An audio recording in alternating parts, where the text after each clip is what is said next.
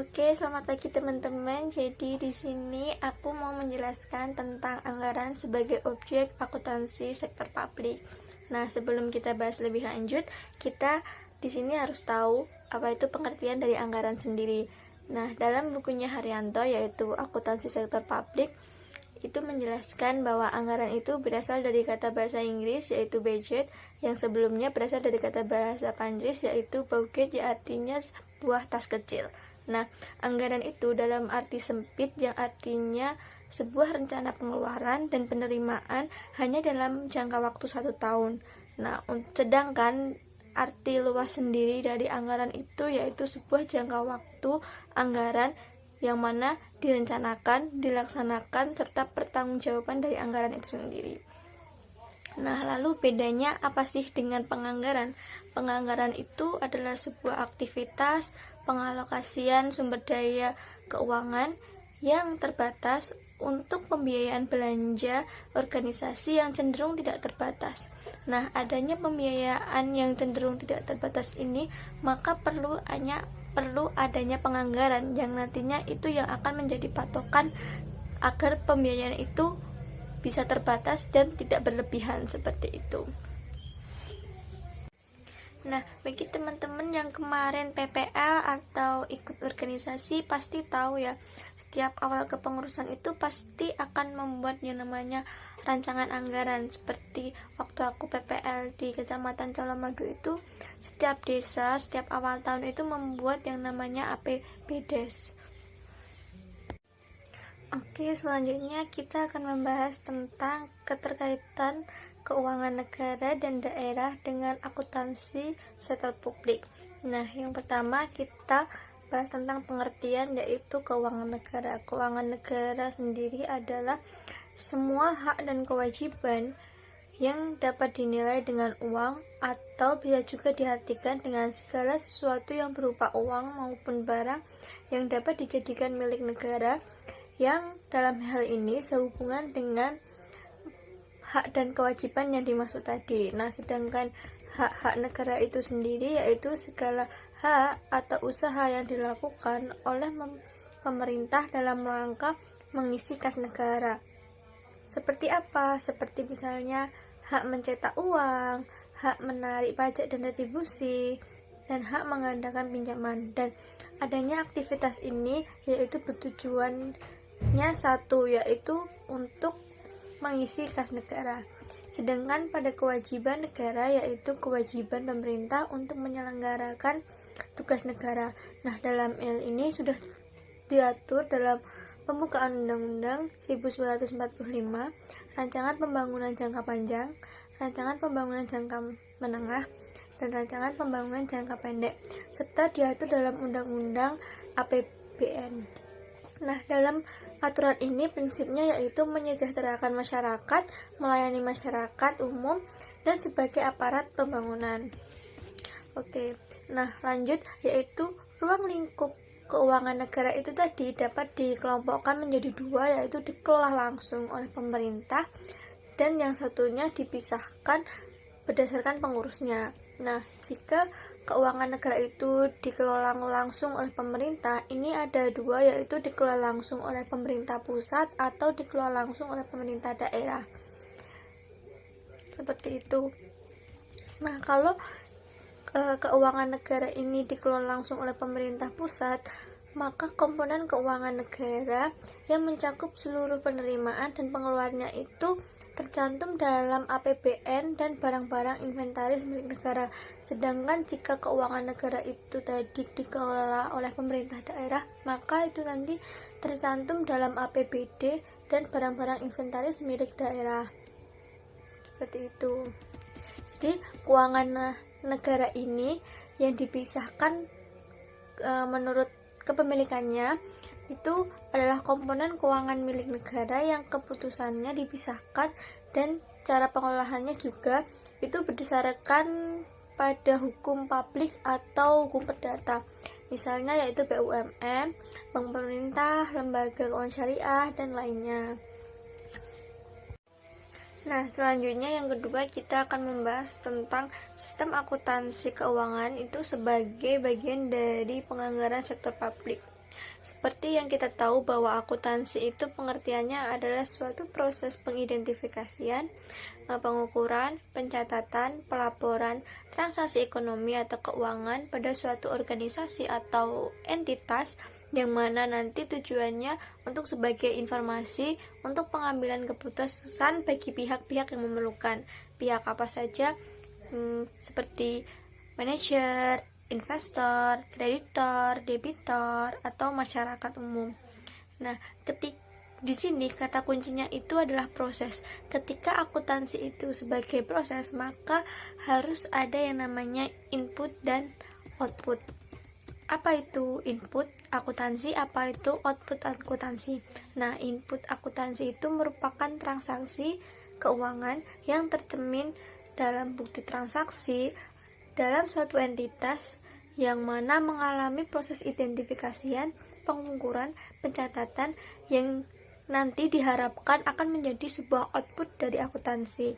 Nah, sedangkan untuk output akuntansi sendiri adalah laporan keuangan yang berisi informasi akuntansi yang digunakan untuk pengambilan keputusan. Jadi, ketika akuntansi ini mengeluarkan output, maka harus adanya input tadi, yaitu sebuah transaksi. Nah, outputnya yaitu suatu laporan keuangan dan nantinya akan digunakan untuk pengambilan keputusan bagi berbagai pihak. Nah, di sini dapat kita artikan ya bahwa laporan keuangan itu sebagai penyedia informasi akuntansi yang tujuannya nanti digunakan untuk para anggota atau para pihak yang berkepentingan. Nah, di sini tuh kita dapat lihat bahwa pengguna laporan keuangan itu tidak hanya pengguna eksternal tapi juga pengguna internal. Nah, untuk pengguna internal itu informasi akuntansi itu biasanya disebut sebagai akuntansi keuangan, sedangkan untuk penyedia informasi untuk bagi pengguna internal itu disebut sebagai akuntansi manajemen. Nah, sedangkan dalam itu tadi kan dalam konteks akuntansi ya. Nah, dalam konteks organisasi sektor publik sendiri, untuk informasi yang ditujukan untuk pengguna eksternal itu kita sebut sebagai akuntansi keuangan pemerintahan. Itu nanti yang menggunakan seperti DPR, DPRD, BPK, investor, kreditor, debitor, dan lainnya. Nah, sedangkan untuk informasi akuntansi yang ditujukan internal itu kita sebut sebagai akuntansi manajemen pemerintahan. Nah, untuk menjamin antara input dan output ini dapat berjalan dengan baik dan benar, maka dibutuhkan suatu sistem. Nah, sistem ini kita sebut sebagai sistem akuntansi atau juga disebut sistem informasi akuntansi. Nah, jadi kesimpulannya dari tadi yang saya jelaskan itu, dalam organisasi sektor publik itu, anggaran menjadi hal yang paling penting dan utama karena anggaran ini tidak hanya masuk dalam satu bidang akuntansi manajemen saja, melainkan juga ikut dalam akuntansi keuangan yang nantinya ini pada akhirnya akan ada laporan realisasi anggaran yang merupakan bagian dari laporan keuangan pemerintah. Seperti itu. Nah, selanjutnya akan disampaikan oleh Navitasari. Materi selanjutnya adalah negara dan pemerintah sebagai sasaran akuntansi sektor publik. Pengertian negara yaitu organisasi dalam suatu wilayah yang mempunyai kekuasaan tertinggi yang sah dan ditaati oleh rakyat yang menduduki wilayah tertentu yang diorganisasi di bawah lembaga politik dan pemerintah, mempunyai kesatuan politik, berdaulat, untuk menentukan tujuan nasionalnya. Pengertian pemerintah yaitu sistem yang menjalankan wewenang dan kekuasaan mengatur kehidupan sosial, ekonomi, dan politik suatu negara atau bagian-bagiannya atau sekelompok orang yang secara bersama-sama memikul tanggung jawab terbatas untuk menggunakan kekuasaannya. Yang selanjutnya adalah 9 asas umum pengelolaan keuangan negara. Yang pertama adalah asas tahunan, yang artinya membatasi masa berlakunya periode anggaran untuk suatu tahun tahun tertentu dimulai dari 1 Januari sampai 31 Desember. Yang kedua adalah asas universalitas, yaitu mengharuskan agar setiap transaksi keuangan ditampilkan secara utuh dalam dokumen anggaran. Yang ketiga adalah asas kesatuan, yaitu menghendaki agar semua pendapatan dan belanja negara atau daerah disajikan dalam satu dokumen anggaran. Yang keempat adalah asas spesialitas, yaitu mewajibkan agar kredit anggaran yang disediakan terinci secara jelas peruntukannya. Yang kelima adalah akuntabilitas yang berorientasi pada hasil, yaitu asas yang menentukan bahwa setiap kegiatan dan hasil akhir dari kegiatan penyelenggara negara, khususnya pengelolaan keuangan negara, harus dapat dipertanggungjawabkan kepada pemerintah. Yang keenam adalah profesionalitas, yaitu asas yang mengutamakan keahlian yang berlandaskan kode etik dan ketentuan peraturan perundang-undangan, khususnya dalam pengelolaan keuangan negara. Yang ketujuh adalah proporsionalitas, yaitu asas yang mengutamakan keseimbangan antara hak dan kewajiban penyelenggara negara serta teralokasinya sumber daya yang tersedia secara proporsional terhadap hasil yang akan dicapai. Yang kedelapan adalah keterbukaan dalam pengelolaan keuangan negara, yaitu asas yang membuka diri terhadap hak masyarakat untuk memperoleh informasi yang benar, jujur, dan tidak diskriminatif tentang pengelolaan keuangan negara dalam setiap tahunnya. Yang terakhir yaitu pemeriksaan keuangan oleh badan pemeriksa yang bebas atau mandiri. Artinya, pemeriksaan atas tanggung jawab dan pengelolaan keuangan negara atau daerah dilakukan oleh badan pemeriksa yang independen. Yang selanjutnya adalah kekuasaan atas keuangan negara. Sesuai dengan asas desentralisasi dalam penyelenggaraan pemerintah negara, sebagian kekuasaan presiden diserahkan kepada gubernur, bupati, atau wali kota selaku pengelolaan keuangan daerah. Pengaturan secara jelas kekuasaan atas pengelolaan keuangan negara merupakan prinsip pokok dalam pengelolaan keuangan negara yang transparan dan akuntabel. Penerimaan prinsip ini diyakini berpengaruh besar bagi upaya pencapaian tujuan bernegara, mengingat manifestasi pengelolaan keuangan negara dalam penyelenggara fungsi pemerintah adalah disusunnya dan dilaksanakannya APBN dan APBD setiap tahun. APBN atau Anggaran Pendapatan Belanja Negara, yaitu anggaran adalah alat akuntabilitas, manajemen, dan kebijakan ekonomi. Anggaran negara adalah rencana pengeluaran atau belanja dan penerimaan atau pembiayaan belanja suatu negara dalam periode tertentu. Anggaran memiliki beberapa fungsi, antara lain yang pertama adalah sebagai pedoman bagi pemerintah dalam mengelola negara selama periode mendatang. Yang kedua, sebagai alat pengawasan bagi masyarakat terhadap kebijaksanaan yang telah dipilih pemerintah, karena sebelum anggaran negara dijalankan harus mendapatkan persetujuan DPR terlebih dahulu. Yang ketiga adalah sebagai alat pengawasan bagi masyarakat terhadap kemampuan pemerintah dalam melaksanakan kegiatan yang telah dipilihnya, karena pada akhirnya anggaran harus dipertanggungjawabkan pelaksanaannya oleh pemerintah kepada DPR. Yang selanjutnya adalah anggaran pendapatan belanja daerah atau APBD.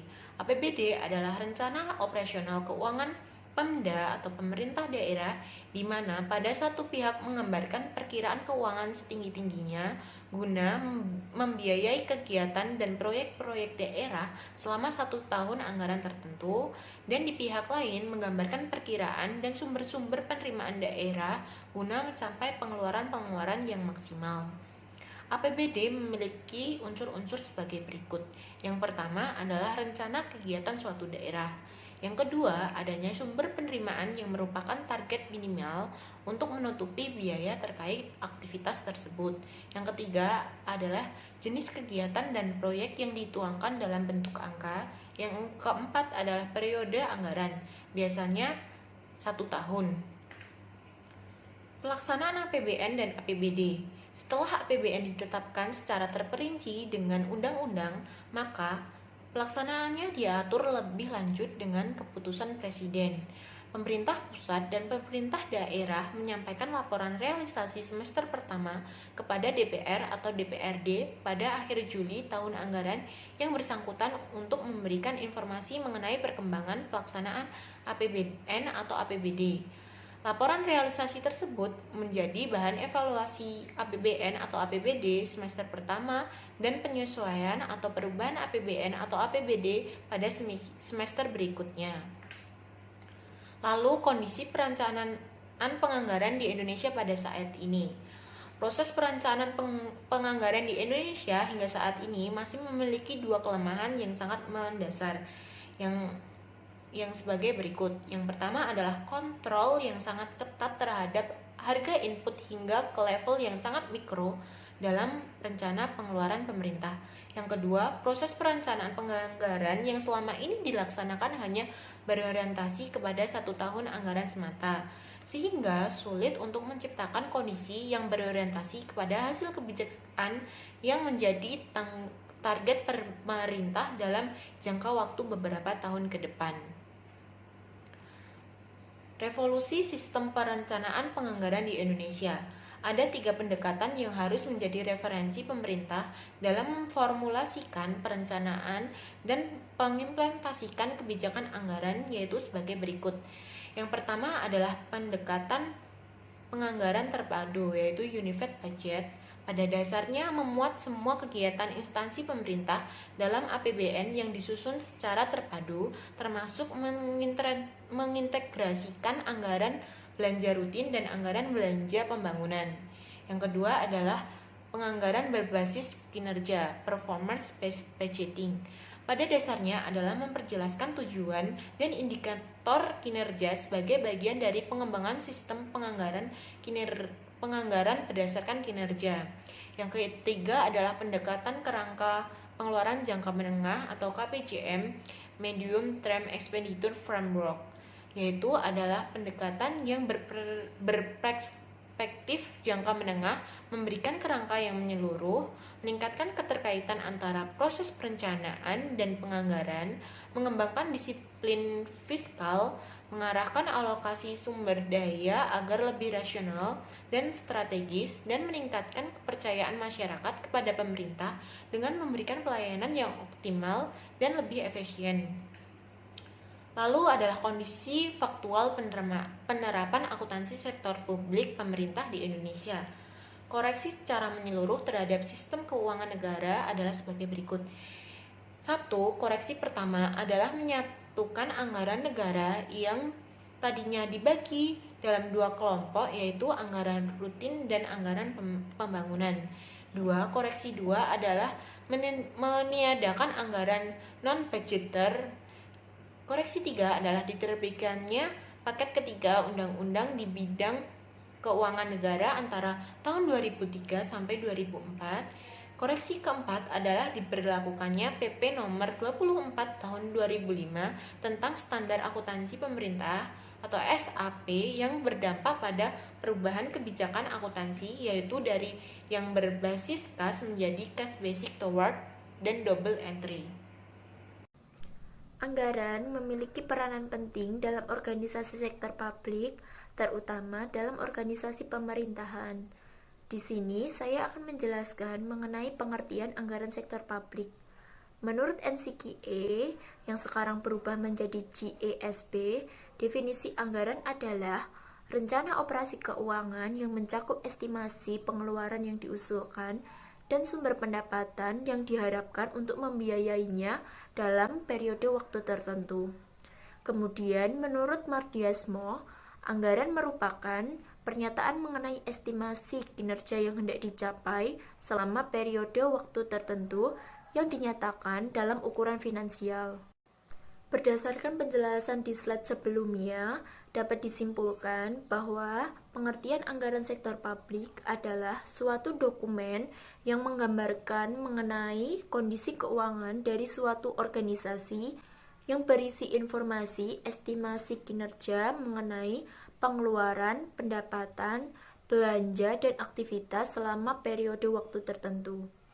Secara singkatnya, dapat dinyatakan bahwa anggaran sektor publik merupakan suatu rencana finansial yang menyatakan bahwa berapa biaya atas rencana-rencana yang dibuat mengenai pengeluaran ataupun biaya, kemudian berapa banyak dan bagaimana caranya memperoleh uang untuk mendanai tersebut atau pendapatan.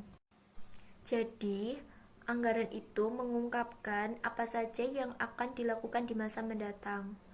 Anggaran dapat diinterpretasikan sebagai paket pernyataan mengenai perkiraan penerimaan dan pengeluaran yang diharapkan akan terjadi dalam satu atau beberapa periode mendatang. Proses penyusunan anggaran sektor publik umumnya itu disesuaikan dengan peraturan lembaga yang lebih tinggi. Di sini saya akan menjelaskan tentang fungsi anggaran sektor publik. Fungsi anggaran sektor publik menurut Halim ada 4, yaitu instrumen politik, instrumen kebijakan fiskal, instrumen perencanaan, dan instrumen pengendalian. Selanjutnya yaitu fungsi anggaran menurut Indra Bastian. Fungsi anggaran menurut Indra Bastian adalah yang pertama yaitu anggaran merupakan hasil akhir proses penyusunan rencana kerja. Yang kedua yaitu anggaran merupakan cetak biru aktivitas yang akan dilaksanakan di masa mendatang.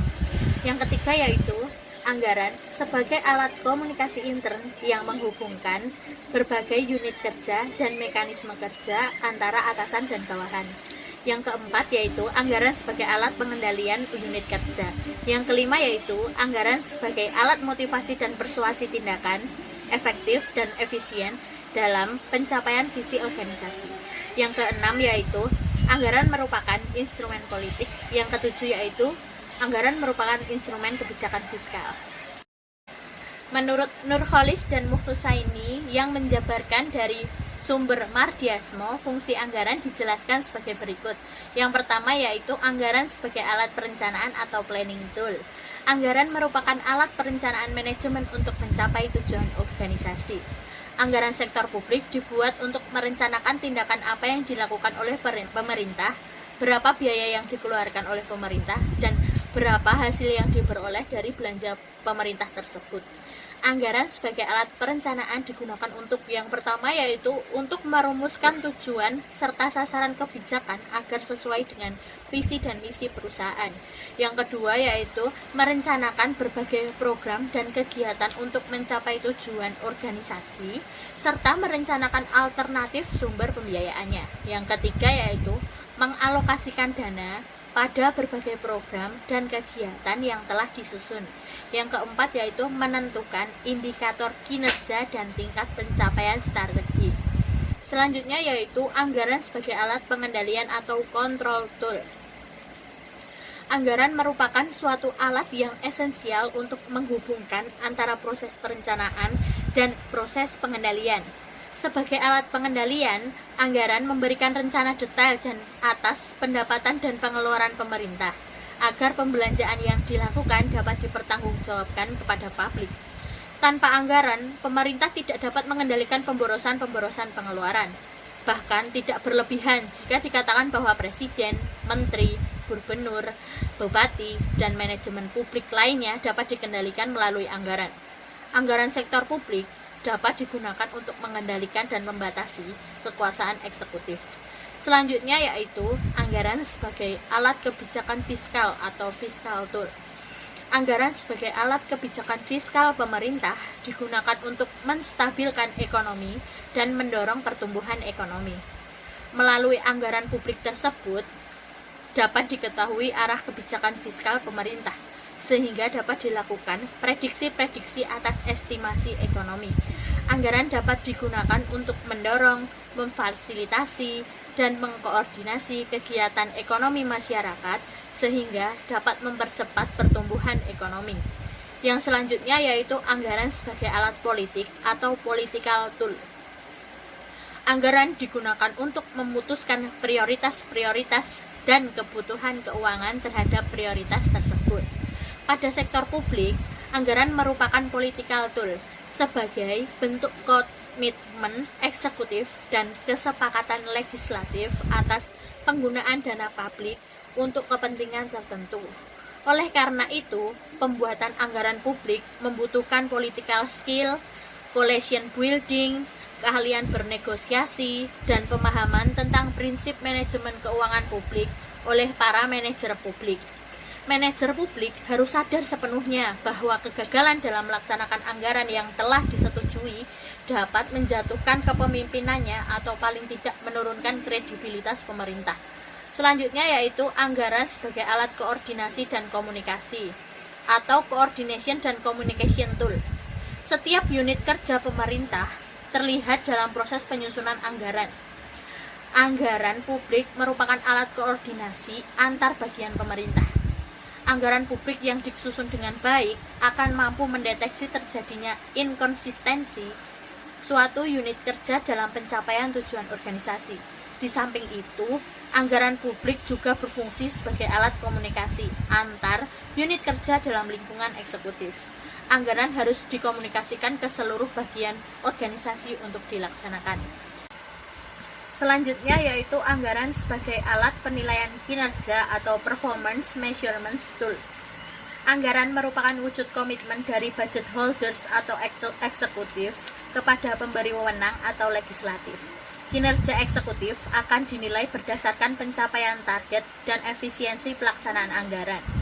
Kinerja manajer publik dinilai berdasarkan berapa yang berhasil ia capai yang dikaitkan dengan anggaran yang telah ditetapkan. Anggaran merupakan alat yang efektif untuk pengendalian dan penilaian kinerja. Selanjutnya yaitu anggaran sebagai alat motivasi atau motivation tool.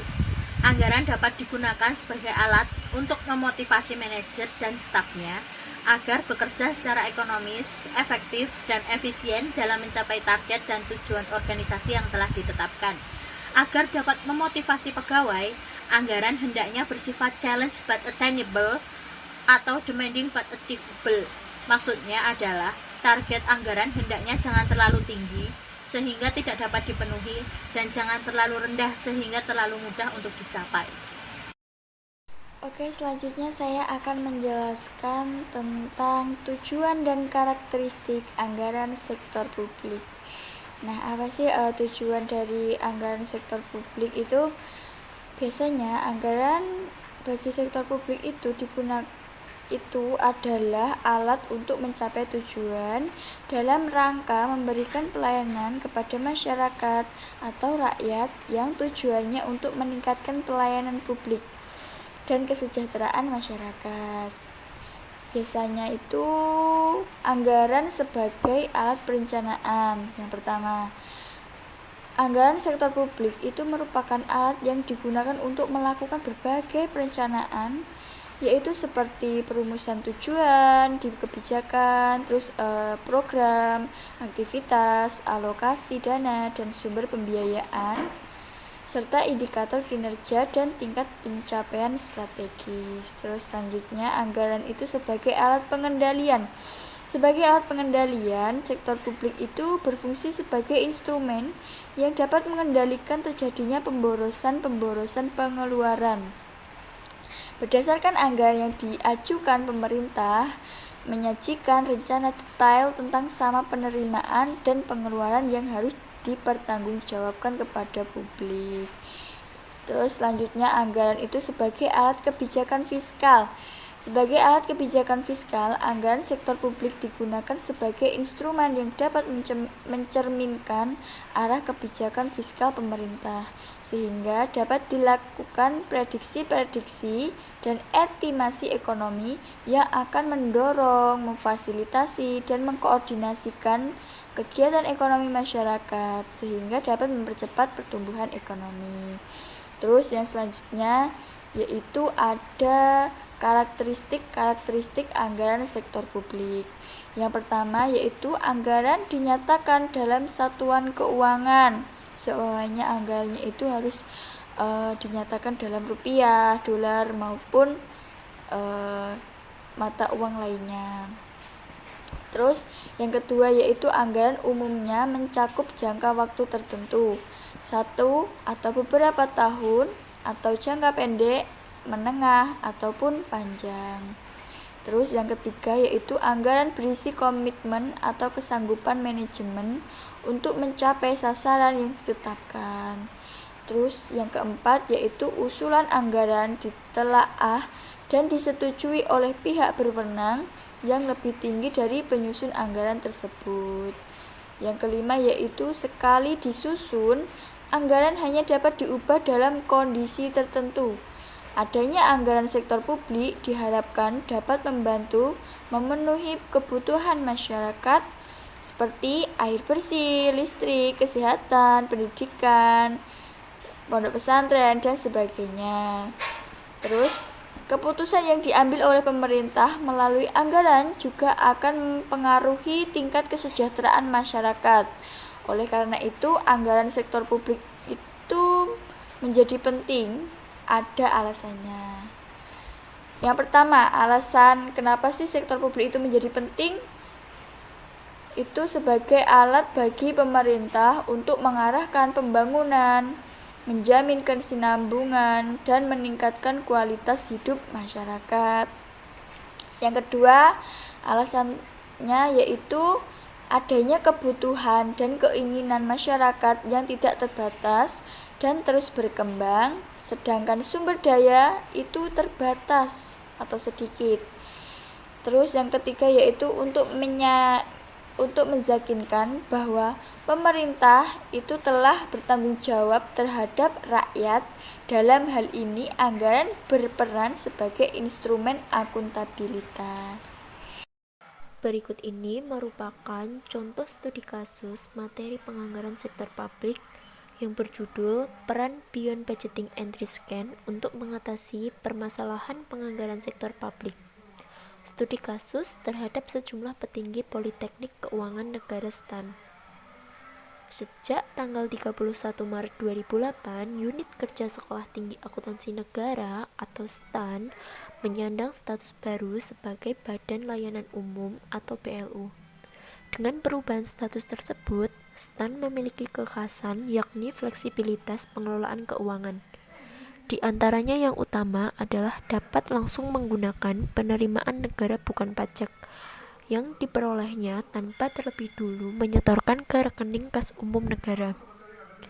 Meskipun demikian, kendala penganggaran sektor publik pada umumnya juga masih dialami oleh Politeknik Keuangan Negara atau PKN STAN, yaitu mengenai responsivitas pelaksanaan anggaran yang belum optimal, kemudian keterlibatan unit pemilik kegiatan dalam penganggaran masih terbatas, dan distribusi sumber daya keuangan yang belum efisien.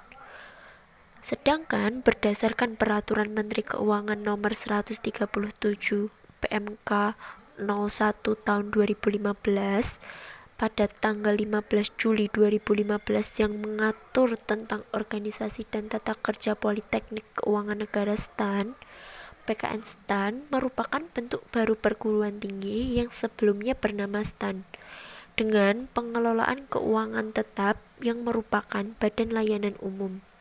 Fleksibilitas pengelolaan keuangan badan layanan umum dikaitkan dengan prinsip beyond budgeting.